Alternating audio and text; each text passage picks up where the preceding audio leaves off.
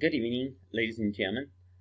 Here we are to talk about the unification of Italy, which we can say started with the period of Napoleon.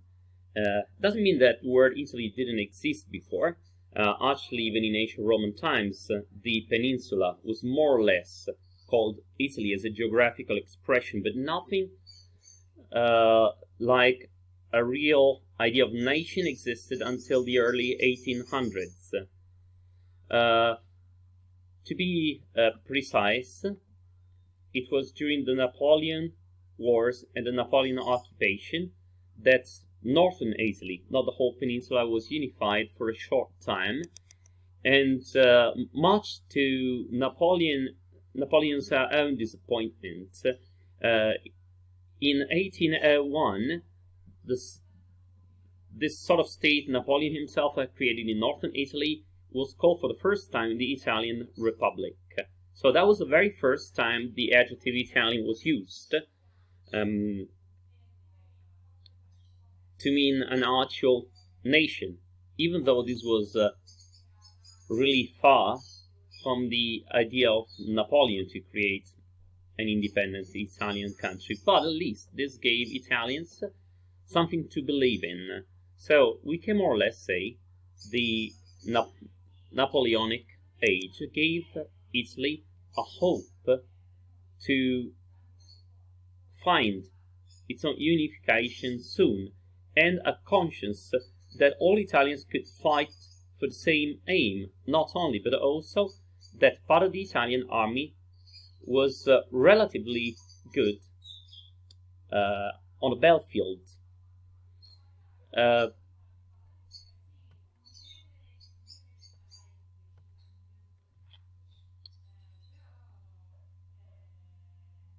In 1805, anyway, the crown of Italy was placed on the head of Napoleon, of course.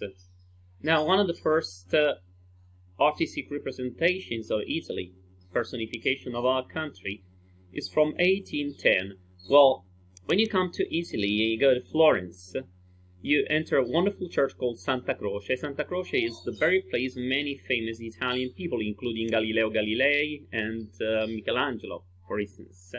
Now, among them, there is a monument by Italy's 18th century greatest Italian sculptor, whose name was Antonio Canova.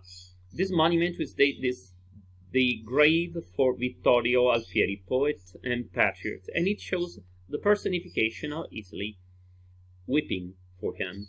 So that's, again, the first time Italy is officially represented as a nation. Remember that back then Italy was far from being a nation, not only, but large part of it was under a foreign country, which namely was Austria. And in 1796, anyway, for the first time, the Italian flag was used. The colors came from the flag of Milan, but were placed like the colors in the French flag. By the way, you might have wondered why Italian sport teams, like the basketball team, volleyball team, and so on, never wear white, red, green jersey, which, as you know, are the colors of the Italian flag. Now, the reason is all these teams were started when Italy was still a monarchy. And what was the color of the Italian royal family? It was blue. So that's the reason why Italian teams wear a blue jersey as a rule. Now, let's go to our PowerPoint slides, so just to have an idea of the different phases for the unification of Italy.